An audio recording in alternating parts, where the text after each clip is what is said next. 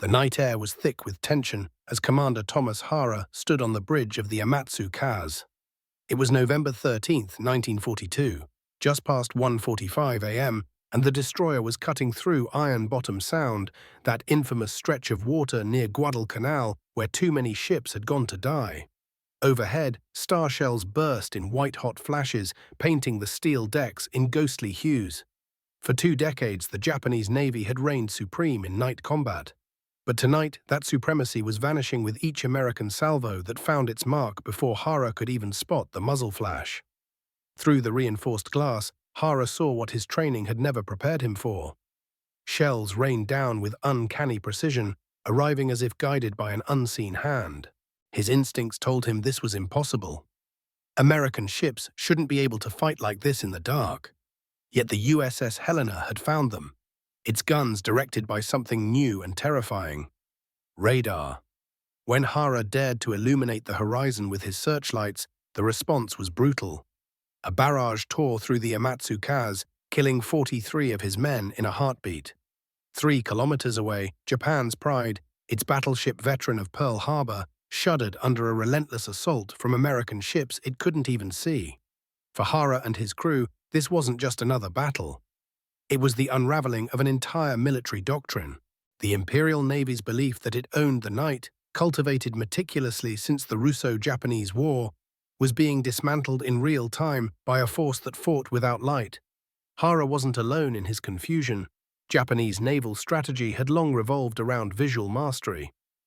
At the Battle of Tsushima decades earlier, Admiral Togo had crippled the Russian fleet under cover of night. That victory became legend, the bedrock of Japan's future naval philosophy. Japanese lookouts trained their eyes to function like machines, mastering night vision through discipline, darkened rooms, and nutritional regimens to avoid even minor deficiencies. The typical Japanese sailor could identify a silhouette at twice the range of any American counterpart, and their tools were superior: optics crafted with unmatched precision and torpedoes that could strike undetected from miles away.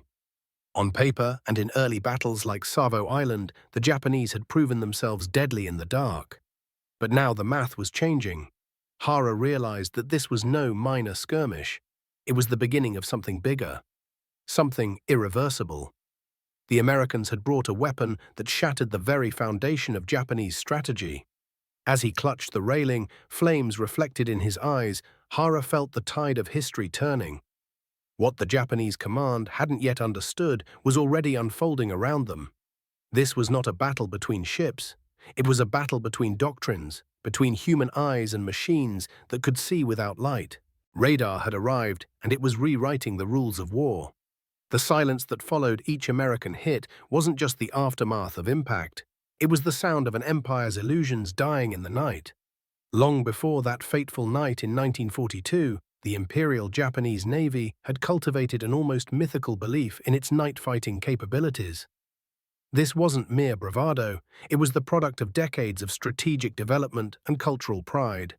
From the days of Admiral Togo's triumph at Tsushima in 1905, the Japanese Naval Command believed that darkness offered them an equalizer, a weapon to be mastered when facing superior numbers. The ethos of the night warrior took root. Training programs molded sailors into nocturnal predators. Lookouts spent hours in darkened chambers to enhance their ability to distinguish ship silhouettes in the faintest of moonlight. Nutrition regimens were adjusted to optimize night vision. Vitamin A intake was monitored like ammunition. Some sailors could spot a vessel at 7,000 meters on a moonless night. Their American counterparts, relying on flashlights and guesswork, seemed primitive by comparison. Technology reinforced this confidence. The Japanese Navy fielded the Type 93 Long Lance torpedo, an engineering marvel that could reach 24,000 yards with frightening speed and accuracy. Their optics, manufactured by what would later become Nikon, were the best in the world, offering a clarity and range unmatched by any Allied equipment. Battles in the early Pacific Campaign only confirmed what they already believed. At the Battle of Savo Island in August 1942, Japanese cruisers annihilated a powerful Allied force in just over 30 minutes, sinking 4 heavy cruisers without suffering a single loss. The Americans never saw it coming. And again, at Tasafaronga in November, Japanese destroyers struck with brutal efficiency, launching devastating torpedo attacks that left multiple American cruisers burning. Each victory reinforced the doctrine, darkness belonged to Japan. But as these triumphs played out, something subtle and transformative was brewing in American shipyards and research labs. A new generation of radar was emerging, spearheaded by the Massachusetts Institute of Technology's Radiation Laboratory and the Naval Research Laboratory. The device that would tip the balance, the SG Surface Search Radar, was unlike anything used before. Compact, powerful, and brutally effective, it didn't just detect ships, it guided guns. Operating on a 10-centimeter wavelength and powered by a revolutionary cavity magnetron gifted by British scientists, the SG radar allowed destroyers like the USS Fletcher to see enemy ships at distances of up to 15 nautical miles. Not only could it detect a destroyer well beyond visual range, but it could also feed that data into analog fire control computers, adjusting for wind, target speed, and ship motion. This wasn't just a tool, it was a game changer. By June 1942, the first Fletcher-class destroyer entered service equipped with this radar as standard gear. As these vessels arrived in the Pacific, the silent revolution began. American ships no longer fought the night blindly. They wielded something the Japanese had not prepared for. A vision that pierced darkness and turned the battlefield into a circular screen with real-time updates. In hindsight, it wasn't a fair fight. But at the time, no one on the Japanese side suspected the magnitude of the shift. In the months ahead, radar would spread across the American fleet. Each ship that received it gained not just an edge in detection, but a new way to think about naval warfare. The ocean, once shrouded in mystery after sunset, was becoming a theater of precision. The Imperial Japanese Navy, still anchored in human skill and valor, continued to rely on the same tactics it had perfected for decades. But the Americans were moving ahead at the speed of innovation. And so the old masters of night combat sailed deeper into a trap they couldn't yet see, one built not from superior numbers or luck, but from wires, waveforms, and a single inescapable truth. Technology had changed the nature of war. By the night of November 12, 1942, the stage was set for a reckoning. Rear Admiral Daniel Callahan's task force was moving to intercept a Japanese bombardment group aimed at Henderson Field on Guadalcanal. Though only one Fletcher-class destroyer, the USS Fletcher, was present, several American ships now carried the SG radar. Among them was the USS Helena, a light cruiser armed not just with guns, but with the power to see through darkness. At 0124 hours, Helena's radar picked up contacts. Japanese ships 27,000 yards out and closing. For 20 minutes, American radar operators calmly tracked their approach, calculating bearing, speed, and heading with cold efficiency. On the Japanese side, lookouts peered desperately into the Black Sea, seeing nothing but the illusion of empty water. They had no idea they were already within range of weapons guided by invisible beams. Then the chaos erupted. American ships opened fire with radar-directed salvos. The sea lit up with explosions, and Japanese formations disintegrated before they could even initiate their torpedo runs. The destroyer Akatsuki, trained for night attack, never stood a chance. Caught in a deadly crossfire, she was reduced to flaming wreckage within minutes. The carefully choreographed Japanese tactics, built around surprise, stealth, and synchronized torpedoes, unraveled under the pressure of technology. Commander Hara, still aboard Amatsu-Kaz, struck a blow of his own, torpedoing USS Barton and severely damaging USS Juneau. But his decision to illuminate the USS San Francisco with searchlights, an old tactic to improve gun accuracy, was his undoing. In the glow, USS Helena's radar-directed guns found him instantly. The shells came fast, precise, and merciless. His ship reeled under the assault. Fires erupted on deck.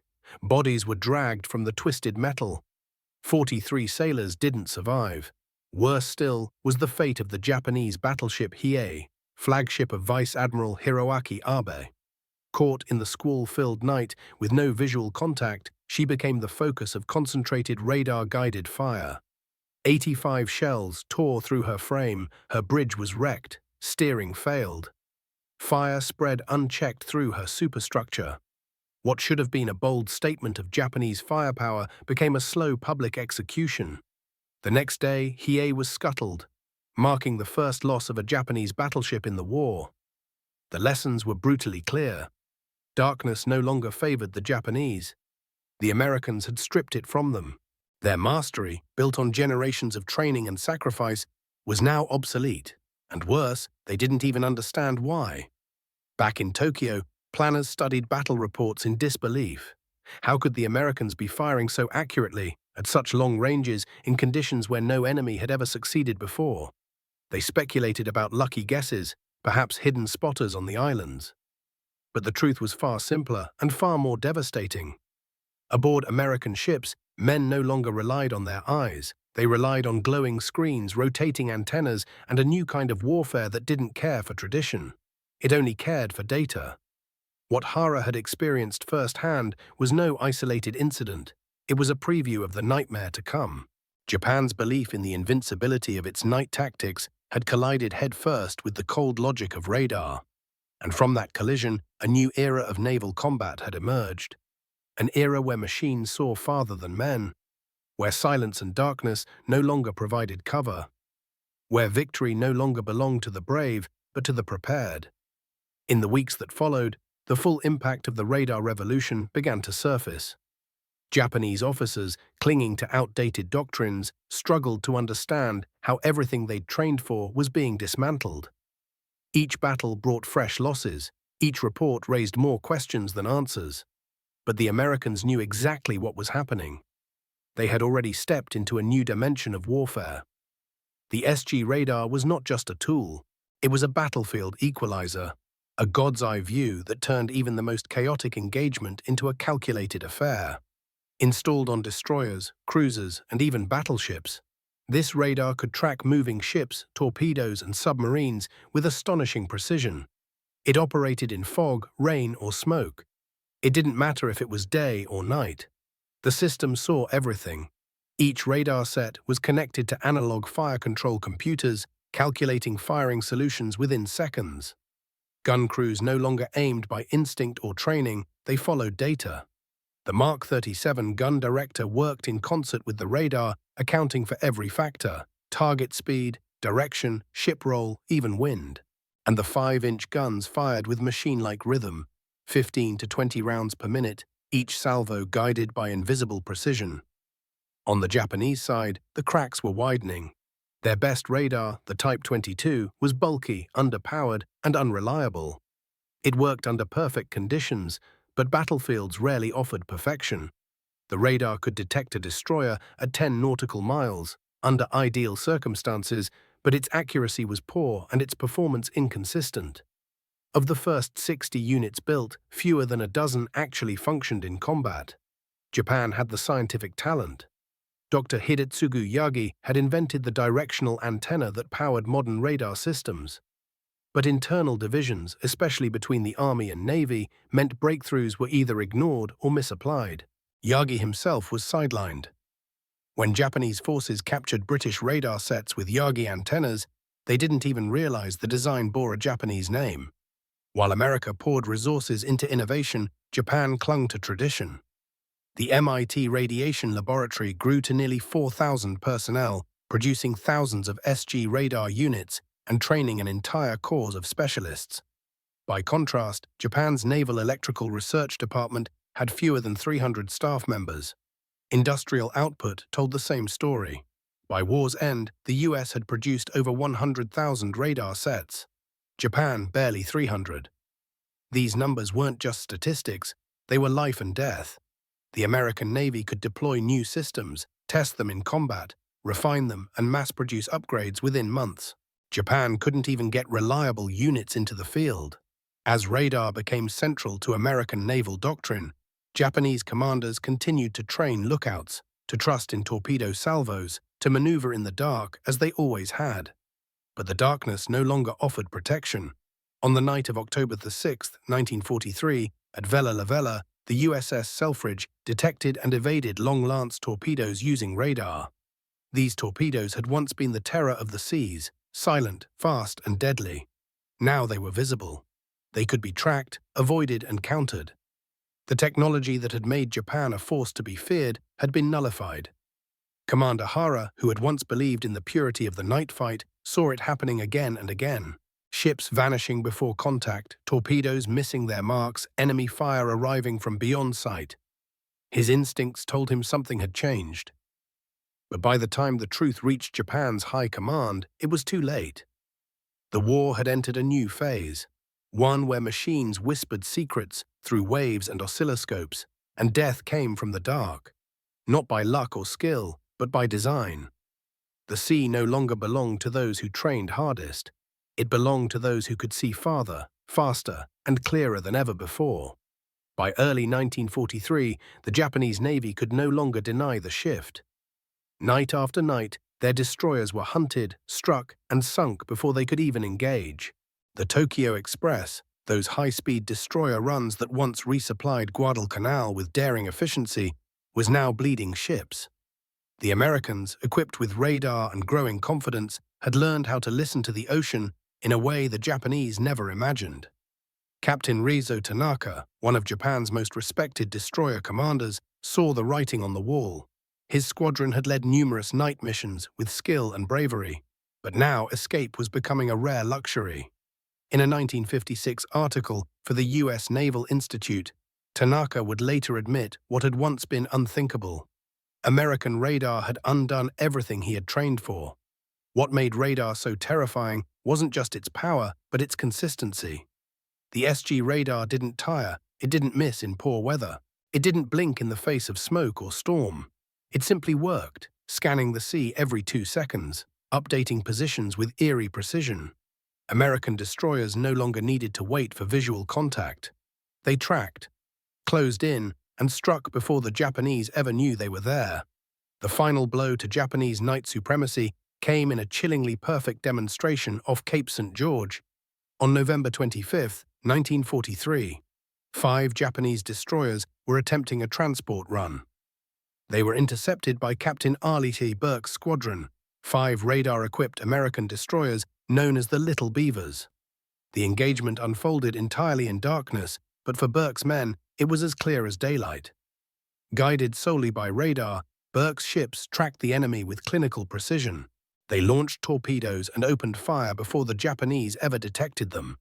3 enemy ships were sunk. The remaining 2 fled into the night, never having laid eyes on their attackers.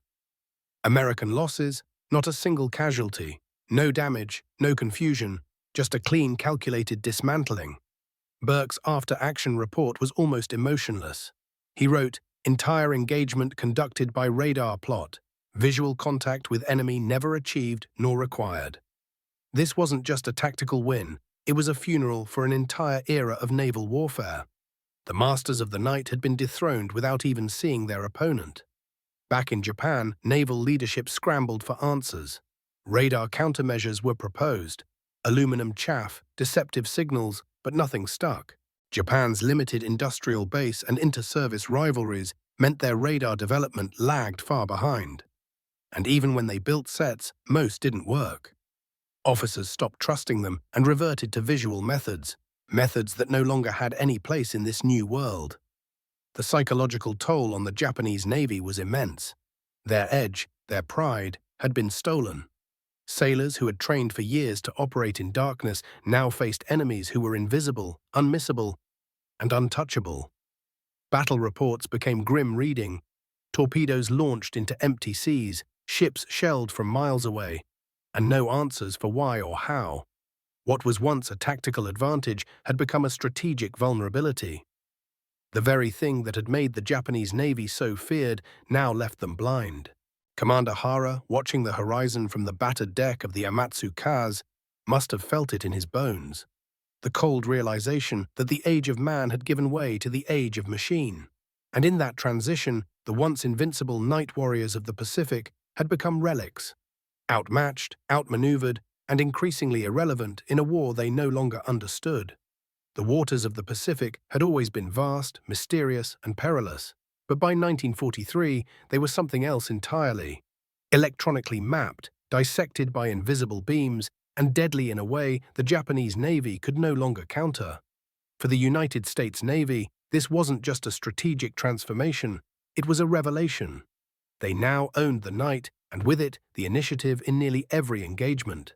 One of the most striking demonstrations of this shift came on the night of November 2nd, 1943, during the Battle of Empress Augusta Bay. Rear Admiral Aaron Merrill's Task Force 39, which included several Fletcher-class destroyers, intercepted a larger Japanese force led by Rear Admiral Sentaro Omori. On paper, Merrill's force was outgunned. But in practice, the outcome was never in doubt. At 2:27 a.m., SG radar screens aboard American ships lit up with contacts, Japanese cruisers and destroyers closing fast. Without firing a flare or flicking on a searchlight, the Americans tracked every movement. They adjusted their positions, coordinated fire control, and prepared their salvos, all in silence. When they struck, it was with devastating effect. The Japanese force, unable to see the attackers, returned fire blindly. Their shells landed harmlessly into the sea or slammed into smoke. The light cruiser Sendai was torn apart. The destroyer Hatsukaze collided with another Japanese vessel in the confusion and was left dead in the water. Merrill's ships maneuvered with calm precision, evading torpedoes, responding to enemy movements instantly. The Americans fought as if they had rehearsed the battle 100 times. But it wasn't rehearsal, it was radar. This battle confirmed what Japanese naval officers were beginning to fear. Radar didn't just tip the scale, it rewrote the equation. Ships were no longer merely physical machines on the water, they were nodes in an invisible network of data. Range, bearing, speed, everything that once required eyes and intuition was now calculated in real time. The Americans had turned the ocean into a grid and themselves into players who could strike without being seen. To Japanese observers, American capabilities bordered on the supernatural. How could an enemy track torpedoes through rain? How did they evade attacks launched in perfect stealth? The answer was simple, but horrifying. Technology. The same traditions that had once made the Japanese Navy invincible in the dark were now dragging it down. The very emphasis on optical training and spiritual valor left them unequipped to face an enemy that no longer relied on sight. At every level, from destroyer squadrons to the Imperial Naval High Command, the realization was spreading. Japanese officers were reporting impossible engagements, ships attacked and sunk before ever making visual contact. Veterans who had mastered every trick of night maneuvering were now vulnerable, even irrelevant. Radar had rendered their expertises powerless. Commander Hara, one of the few destroyer captains who had survived since Pearl Harbor, understood what was happening. Each battle brought more evidence. American fire came earlier, more accurately, and always from ships that had never been seen. His pride, built on years of training and tradition, was slowly being replaced by something heavier. The understanding that the rules had changed, and Japan had not. The sea had always been unforgiving, but now it had become merciless to those who lagged behind in innovation. And for the Japanese Navy, that lag was fatal. The Americans no longer waited for the enemy to appear. They hunted with sensors, struck from the shadows, and retreated into invisibility. The art of war had become a science, and science, it seemed, had chosen its side. By mid-1943, the disparity between American and Japanese naval capability was more than just visible. It was crushing. Battles were no longer contests of skill or valor. They were mismatches, with one side operating under an entirely new paradigm. Radar had become the difference between life and death, and American destroyers wielded it like a scalpel in the dark. The USS England became a legend during May 1944, not because of size or firepower, but because of what it saw. In just 12 days, the ship sank 6 Japanese submarines, all first detected by radar. The pattern repeated, contact made via surface search, confirmed with sonar, and neutralized with pinpoint depth charges. These submarines, once safe surfacing under night cover to recharge batteries, were now easy targets. The darkness no longer offered sanctuary. Meanwhile, Japanese destroyer captains were learning hard truths in every engagement. The Battle of Vella Gulf in August 1943 served as yet another brutal reminder. 6 American destroyers under Commander Frederick Moosbrugger intercepted 4 Japanese destroyers attempting a troop transport run. At 11:33 p.m., radar contact was made. Without ever being seen, the Americans launched torpedoes and opened fire.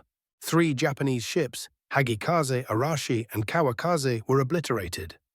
Over 1,200 Japanese sailors and soldiers died in the span of minutes. American casualties? 0, not a scratch. Captain Tameichi Hara, commanding the sole survivor, later described it as the perfect American victory. It was surgical, silent, and final. The emotional toll on Japanese sailors was incalculable. They had trained for years to master night fighting. They had trusted their ships, their optics, their instincts. But all of that now seemed meaningless. How do you fight an enemy you cannot see? How do you respond to salvos that arrive without warning, from ships whose presence is known only through destruction? Admiral Chester Nimitz called Vella Gulf a little classic of naval warfare. It was a turning point, not because of its scale, but because it showed what was now possible. The Americans didn't just win, they dominated without visual contact, without chaos. Their coordination was exact, their aim perfect, their casualties non-existent. It was a kind of warfare that Japan simply couldn't match. Desperation set in. Japanese researchers tried countermeasures, chaff, decoys, special paints to deflect radar. None worked effectively. Their radar units, when they operated at all, lacked precision and reliability. Most importantly, they lacked integration. American radar was part of a system connected to fire control, communication, and strategy. Japanese radar was often standalone, underpowered, and mistrusted by its own operators. Commander Hara had survived more than a dozen engagements by this point. But each battle wore him down, not just physically, but philosophically. His peers were dying, his fleet shrinking, and his confidence cracking. He began to understand that no matter how skilled his men were, they could not overcome what they could not see. The ocean was still vast and dark, but for the Americans, it had become transparent. Their ships sailed as if under daylight, their weapons fired with knowledge, not hope. And in battle after battle, the Japanese Navy, so proud, so prepared, was reduced to targets. The tides had shifted, not by nature's hand, but by a signal bouncing silently through the air. It was the dawn of a new kind of warfare, and the old masters were sailing into it, blind. For the Japanese Navy, the slow unraveling of its doctrine was no longer a strategic concern. It was a spiritual crisis. Since the early days of the empire's military tradition, Japanese commanders had been taught that courage, discipline, and superior skill could overcome any obstacle. But radar, cold and indifferent, didn't care about any of that. And each engagement confirmed this bitter truth. By late 1943, the night, which once offered concealment and tactical freedom, had turned against them. American destroyers stalked the Tokyo Express runs with ruthless efficiency. They attacked in darkness, in storms, through squalls. It no longer mattered if the Japanese moved fast or quietly. They were already seen, already targeted, already doomed. At Cape St. George, the final nail was driven into the coffin of Japanese night-fighting superiority. On the night of November 25, 1943, R. Lee Burke and his squadron of 5 destroyers engaged 5 Japanese destroyers attempting to evacuate aviation personnel. The Americans, guided entirely by radar, maneuvered silently. They plotted every move, tracked every signal. When the time came, they struck without warning. 3 Japanese ships, Onami, Makinami, and Yugiri, were sunk. The other 2 fled without ever achieving visual contact. Not a single American sailor was killed. Not a single ship was damaged. Burke's report was chilling in its simplicity. Entire engagement conducted by radar plot. Visual contact never achieved nor required. This was warfare stripped of romanticism. There were no daring maneuvers under the stars, no heroic broadsides exchanged at close range. There was only silence, detection, and destruction. For the Japanese, it was a devastating shift. All their preparation, their specialized training, their historical victories, it had all become obsolete. Even Japan's most powerful warships were not immune. In October 1944, at the Battle of Surigao Strait, part of the massive Leyte Gulf operation, American destroyers launched radar-guided torpedo attacks in pitch darkness. The Japanese battleship Fuso was hit and eventually sunk by ships her crew never saw. The strait became a corridor of death, lined with radar-controlled firepower. American warships moved with mechanical certainty. Their shells hit targets miles away with no correction needed. Their torpedoes ran true.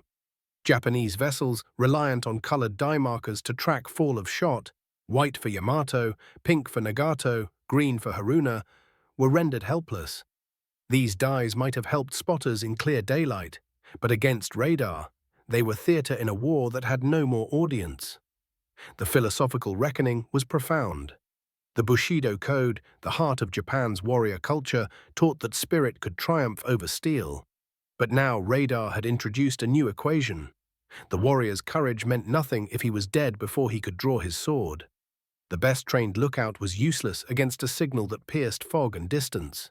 Commander Hara, whose survival was now an anomaly, wrote years later of his growing despair. He had seen the shift up close. He had watched proud ships vanish under unseen fire. He had commanded crews who fought bravely, only to be ambushed by enemies they couldn't see or fight back against. The old ways were not failing. They had already failed. And no amount of spirit could resurrect them. The Japanese Navy, forged in the ideals of tradition and discipline, had entered a battlefield governed by electrons, circuits, and data. They had brought swords to a gunfight, but worse, they didn't know they were outgunned until it was far too late. Radar had made them ghosts in their own element, and for the first time in its history, the night no longer belonged to Japan. As the Pacific War entered 1944, the last illusions held by the Japanese Navy began to crumble. The cold numbers spoke for themselves.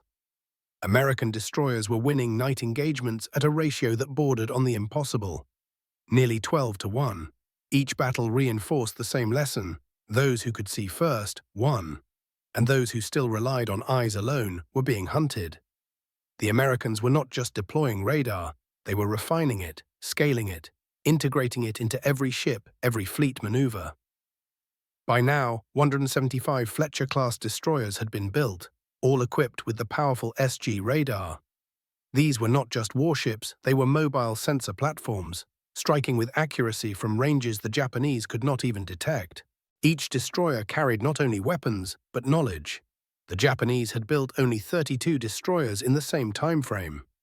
Their radar development had stalled. The Type 22 set, still their primary surface radar, was laughably outclassed. With a tenth the power output and a fraction of the resolution, it could barely detect enemy ships at optimal distances, and even then, with limited reliability. Training with it was so frustrating that officers reverted to manual methods, hoping for luck rather than trusting faulty screens. The Americans, by contrast, trained a dedicated corps of radar technicians, over 50,000 strong. They built more than 100,000 radar sets. Their factories churned out 250,000 cavity magnetrons and millions of radio tubes. This wasn't just superiority. It was industrial domination. Japan, still clinging to compartmentalized military branches and secrecy, couldn't keep up. Internal rivalries between the Japanese Army and Navy ensured that innovation was slow and disjointed. At the Naval War College in Tokyo, instructors attempted to adapt. New tactics were developed: blind torpedo launches based on estimated positions, extreme maneuvering under radar fire, even accepting catastrophic casualties as a cost of closing to visual range. But none of it worked. Without accurate detection, Japanese ships were firing into the void, hoping to hit an enemy who had already fired and vanished. Even Japan's vaunted submarine fleet began to feel the squeeze. Surfacing at night had once been safe. Now it was suicidal. American destroyers could pick up a submarine at periscope depth using radar. The oceans had become transparent to the US Navy. And the submarines, slow and blind by comparison, found themselves forced to remain submerged for longer periods, limited by battery life, unable to close distance or escape. Morale eroded. Reports from Japanese captains grew grim. What was once a confident, aggressive fleet had become cautious and reactive. Training schools emphasized bravery, but on the high seas, courage without sensors was suicide. The loss of Admiral Isoroku Yamamoto in April 1943, a rare leader who may have grasped the radar threat's full implications, left the Navy adrift. His successors, steeped in tradition, struggled to comprehend a war that no longer rewarded their strengths. And so mission after mission failed. Convoys were lost, night attacks were foiled, ships disappeared under radar-guided fire without ever knowing they were being targeted. The Japanese officers still alive began to grasp what had changed. But they had no tools to counter it. Commander Hara, scarred but alive, watched as the Imperial Navy shrank not only in numbers, but in spirit. He knew it wasn't cowardice or incompetence. It was blindness, willful, technological, and cultural. The Americans hadn't just built better ships. They had changed the very way war was fought.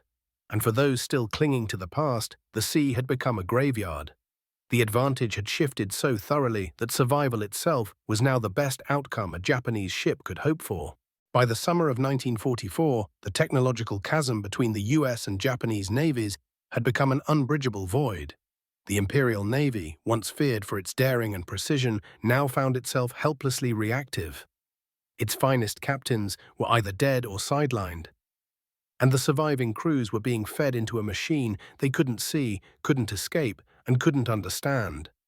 The battle that fully exposed this helplessness came during the massive engagement at Vella Gulf in October 1944. At Surigao Strait, American forces executed the last battleship versus battleship action in history. But even that title was misleading. The engagement wasn't a duel, it was an ambush, orchestrated by radar. American destroyers and PT boats, equipped with radar, lay in wait along the strait. They saw the Japanese force approaching long before any visual contact. As Japanese ships entered the bottleneck, torpedoes launched from unseen sources tore through their ranks. The battleship Fuso was struck, split, and engulfed in fire. She sank without ever engaging her enemies directly. Her crew never saw the faces of the men who killed them. Even larger capital ships, like Yamato and Nagato, found themselves firing blind. Lacking fire control radar, they relied on color-coded shell dyes to identify where their salvos landed. White, pink, green, red. Spotters called out fall-of-shot corrections like it was 1914. Meanwhile, American ships used radar and analog fire control computers to calculate trajectories in real time, even while maneuvering. The symbolism couldn't have been starker. The largest battleships ever built were now clumsy targets in a world governed by electricity and radio waves. The Americans operated like surgeons, coordinated, precise, invisible. The Japanese, once artists of night warfare, were now clashing blindly, hurling steel into darkness that no longer protected them. Attempts at radar countermeasures continued, but results were dismal. The Japanese deployed aluminum chaff called gimanshi, hoping to confuse American radar. But the SG systems filtered them out. They tried radar-absorbing paints, jamming techniques, anything to claw back an edge. None of it worked. The root of the problem wasn't just equipment, it was infrastructure. Japan lacked the industrial base, the raw materials, the trained personnel, and above all, the time. By now, the desperation was evident in every aspect of Japanese planning. With radar proving undefeatable and trained pilots in short supply, Japan turned to its most tragic tactic. The kamikaze, suicide missions became official policy in October 1944, not out of fanaticism alone, but out of sheer necessity. They had no other viable option to counter superior American radar and air defenses. Pilots were told that even poorly flown aircraft could still be effective if they didn't plan to return. For sailors like Commander Hara, the war had become something unrecognizable. Gone were the elegant maneuvers, the precise torpedo runs, the pride of mastering the sea. In their place was a grim acceptance. They were outmatched, outproduced, and outthought. Tradition had failed them. Faith in outdated tactics had cost lives. The tools of the modern battlefield had changed, and Japan had refused to change with them. Hara, still commanding ships in these final chapters, bore witness to the dissolution of everything he had once believed about naval war. He saw destroyers vanish before they could fire a shot. He received damage reports describing ships hit without warning shots, without a trace of the enemy. His logbooks no longer chronicled battles, they recorded exterminations. Radar had become the unseen hand that decided every engagement. The Japanese had entered the war thinking their spirit and skill could overcome American numbers. But in the end, the numbers didn't matter. The Americans had something better. They had sight in the dark. The war at sea had always been brutal, but by early 1945 it had become impersonal, almost surgical in its devastation. American destroyers, cruisers, and carriers operated with a level of precision that turned each engagement into an execution. Radar had matured from a tactical advantage into a strategic cornerstone, and its mastery left the Japanese Navy crippled. Destroyers that once roamed the Pacific with confidence were now reduced to targets. The waters around Guadalcanal, once a proving ground for Japanese night supremacy, had become a graveyard. American ships monitored those waters with radar networks so advanced that any Japanese vessel entering the area might be detected, tracked, and fired upon without warning or retaliation. The statistics were chilling. Between late 1942 and Japan's surrender in 1945, Japanese destroyer losses in night combat skyrocketed. In contrast, American losses fell to near zero. In one of the most telling shifts, radar-guided destroyers now sank Japanese ships without ever making visual contact. Engagements that once required nerves of steel and the vision of a hawk had become a matter of radar plotting and fire control systems. While Japanese commanders tried to adapt with blind-launch torpedoes and complex maneuver tactics, the results were dismal. Their radar equipment remained inferior, and their understanding of electronic warfare was fragmented at best. The few radar units Japan deployed lacked the reliability and clarity of American systems. Their ASCOPE displays, a simple spike on a line, couldn't compare to the Americans' plan position indicators, which presented real-time, map-like views of the battle space. Desperation shaped Japanese doctrine. Training institutions revised their curriculum, urging captains to accept higher losses just to close within torpedo range. The goal wasn't victory anymore. It was to land a hit before being destroyed. Officers who once planned operations with elegance and confidence now hoped only to survive long enough to strike back. But even this was often futile. By the final year of the war, American technological dominance wasn't just measured in equipment, but in mindset. Radar had taught them to trust data over instinct, coordination over heroics. It had transformed their navy from a fleet of ships into an integrated, thinking organism. Each vessel was a sensor, a weapon, a node in a wider system that anticipated and reacted faster than any human could. Meanwhile, Japanese commanders found themselves relying on courage alone, a currency that radar refused to recognize. It didn't matter how brave a crew was if their ship was destroyed before they even knew they were under attack. Commander Hara reflected on this dissonance in his later writings. His memoir, written after the war, wasn't just a record of battles. It was a confession of the deep cultural shock his generation endured. He described how, battle after battle, his peers died valiantly yet pointlessly. The training that had defined their lives became irrelevant. Their years of perfecting night maneuvers, visual targeting, and stealth attacks amounted to nothing when pitted against a radar screen and a gun director calculating firing solutions in seconds. Their mastery of the dark had been turned against them. There was no honor in being annihilated by something you could not fight. Hara, a man who had once taken pride in his ship's ability to strike unseen, now saw his fleet crumble under the weight of an enemy who had redefined what it meant to sea. The sea was still vast, still dangerous, but no longer unknowable, not for the Americans. For the Japanese Navy, the final tragedy was not merely defeat, but the knowledge that it had been avoidable. The tools to adapt had existed. The minds capable of understanding the change had spoken up, but the system, the culture, had not listened. And by the time they realized it, it was already over. As 1945 dragged on, the remnants of the Imperial Japanese Navy sailed into history with battered hulls and broken doctrine. The radar war had hollowed out not just their fleet, but their identity. In a culture built on discipline, personal honor, and inherited wisdom, the idea that a machine could defeat a warrior was deeply unsettling. Japan's final naval engagements were no longer contests. They were demonstrations of how thoroughly the nature of combat had changed. American destroyers swept the seas with confidence, often engaging and defeating Japanese vessels without ever being seen. The gap wasn't just technological, it had become generational, philosophical, and irreversible. Even attempts to adapt, however bold, failed to overcome the disparity. The Yokosuka Torpedo School began experimenting with blind launch tactics, firing torpedo spreads at radar-derived positions. But the results were grim. Without accurate target tracking, most torpedoes missed, and those that hit were often answered by devastating counterstrikes guided by radar plots. Japan's submarine force, once a symbol of stealth, became increasingly ineffective. American radar-equipped destroyer escorts tracked them at night, even at periscope depth.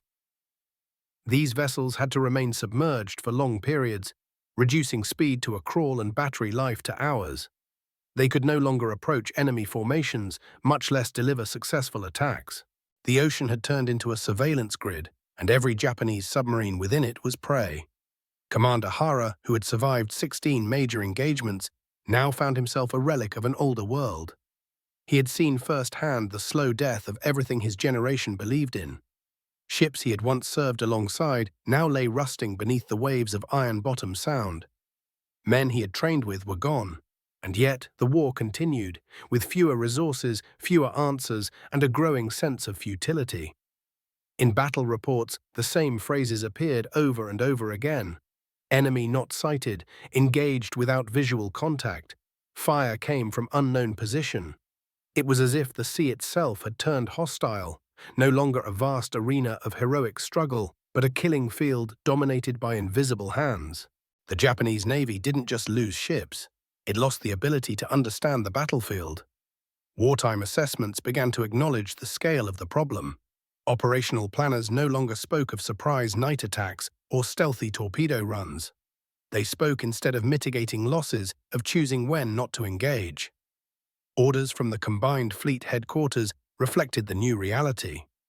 Avoid night combat unless absolutely necessary. Accept heavy casualties to launch a single torpedo spread. The doctrine that once sought to dominate darkness now feared it. Meanwhile, American radar technology only grew more advanced.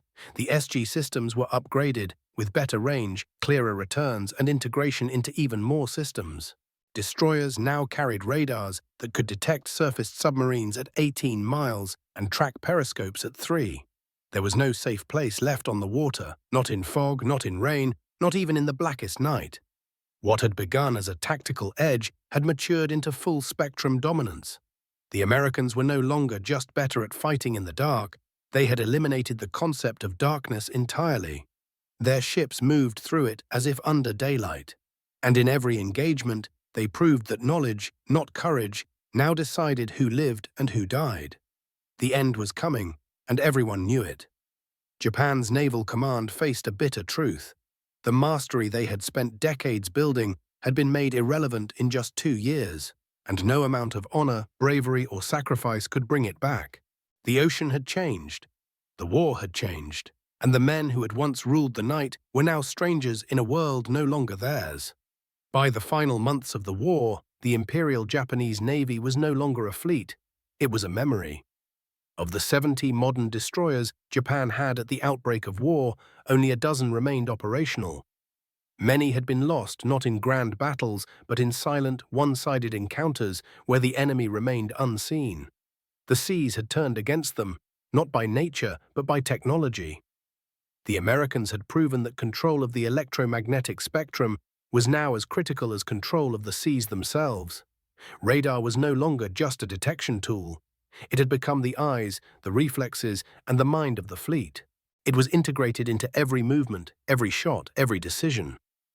Where once nightfall had been an ally to the Japanese, it had become their executioner. The most crushing aspect of this transformation wasn't just the physical losses, it was the erasure of confidence. The traditions of naval warfare that the Japanese had so painstakingly refined were rendered useless. Lookouts who had trained their vision for years now stared into the night, knowing they were blind. Captains who had memorized torpedo firing patterns and practiced night maneuvers understood finally that those patterns would never again find their mark. Japanese officers began drawing grim comparisons. Radar-equipped American ships were like the B-29 bombers that flew above Japanese interceptor range. Both could strike with impunity, without fear of engagement. It was a cruel irony. The very technology that had once symbolized American vulnerability now delivered their superiority. Just as fighter pilots watched helplessly as bombers soared beyond reach, destroyer captains now watched their ships perish under radar fire from invisible enemies. Commander Hara, the lone surviving destroyer captain from Pearl Harbor, carried these memories like scars. He had survived battles that claimed nearly all his peers.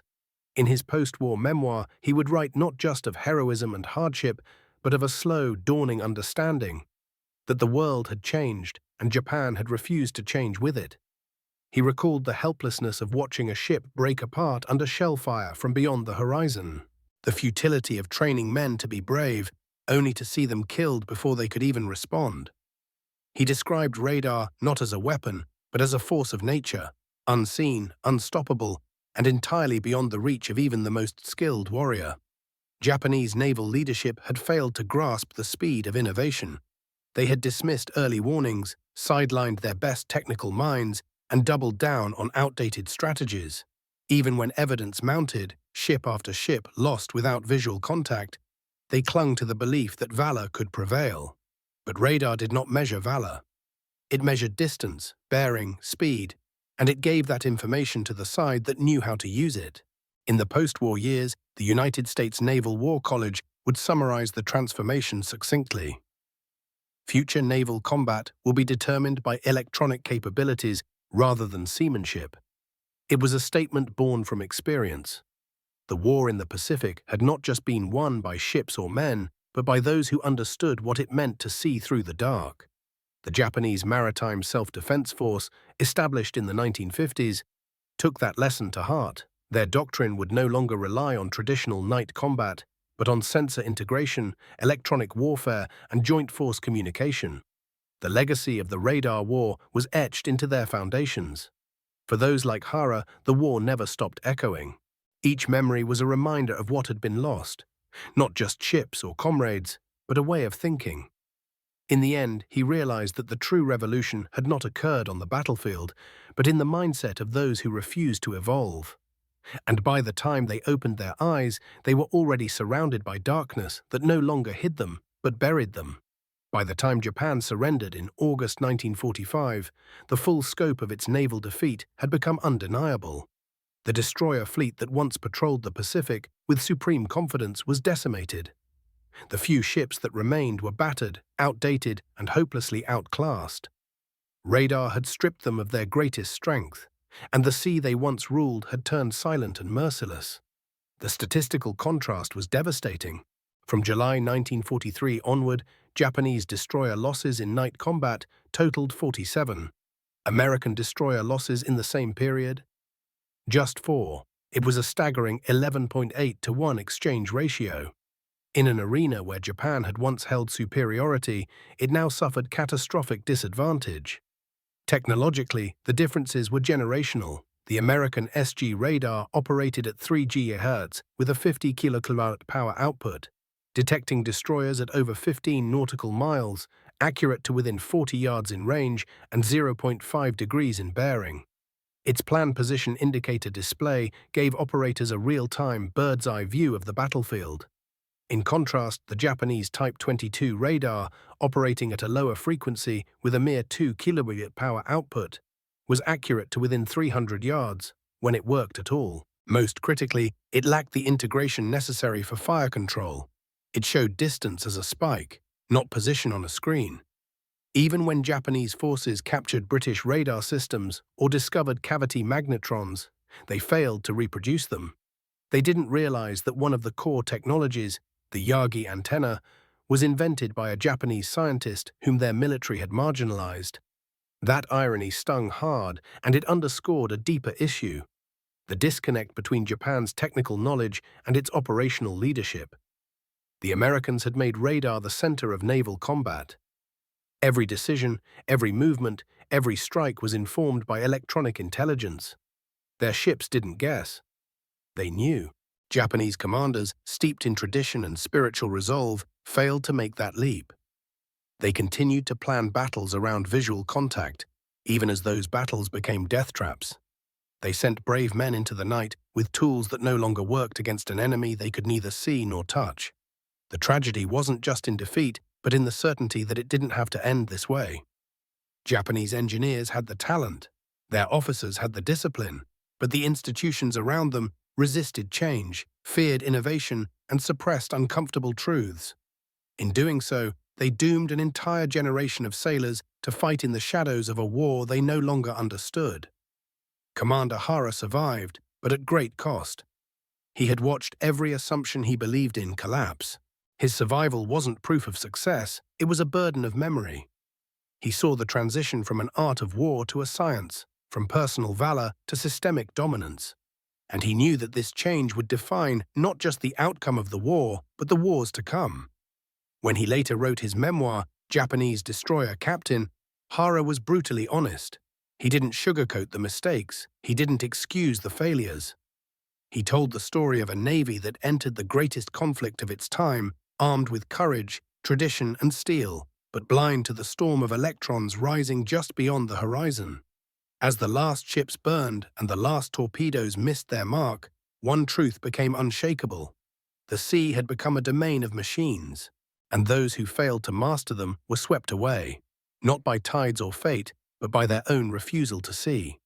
The story of the radar war in the Pacific is not just a tale of ships and battles, it is a sobering reminder of how quickly the future can render the past irrelevant. For Japan, a nation that had spent decades perfecting the art of night combat, the sudden collapse of that doctrine was more than a military defeat. It was a philosophical reckoning. The Imperial Japanese Navy had built itself on the belief that courage, training, and discipline could overcome any material disadvantage. And for a time, that belief held true. Their victories in 1942 were not luck. They were the result of extraordinary preparation and technical excellence in the domain they had chosen to master, the night. But war does not pause for tradition. It rewards adaptation. And in the United States, a very different approach had taken root. Radar was not seen as an accessory.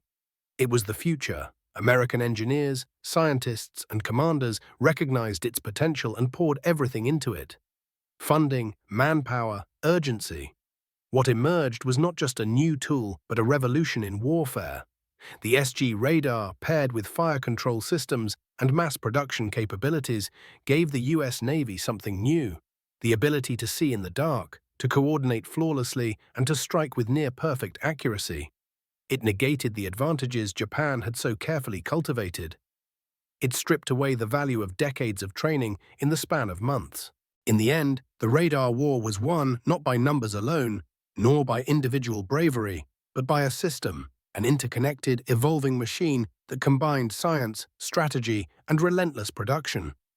The Japanese Navy had courage, the American Navy had vision, and in modern war, vision wins.